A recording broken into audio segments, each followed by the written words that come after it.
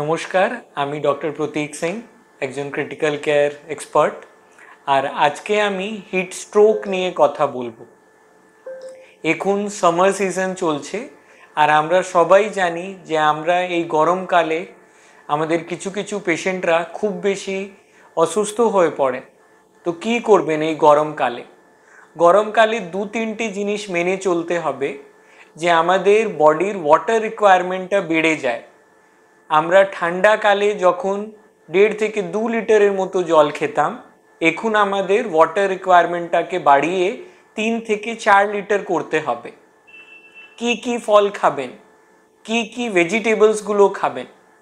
আপনাদের সবাইকে seasonal fruits যেরকম তরমুজ, তারপরে অরেঞ্জ, লেমন, লেবু, শসা, যে পেয়ারা, যে ভেজিটেবল বা যে ফ্রুটসে বেশি মাত্রায় ওয়াটার থাকে সেই জিনিসগুলো খেতে হবে। আপনাদের যদি খুব বেশি বডিতে গরম হয়ে যায়, then it can lead to heat exhaustion. আর যদি ওটা কন্ট্রোল না করা যায়, তাহলে it can lead to heat stroke, which is an medical emergency. আমাদের বডিতে ক্লোদিংসেরও খুব ইম্পর্টেন্ট রোল আছে। যা কোনো কাপড় পরবেন, আপনাদের মনে রাখতে হবে যে সেটা কটন ধরনের হবে। দ্বিতীয়, বাড়ি থেকে বেরোবার আগে ভালো মতো জল খেয়ে বেরোবেন। Don't skip your meal. যে কোনো জায়গায় যাওয়ার সময় carry an umbrella and carry a water bottle with you.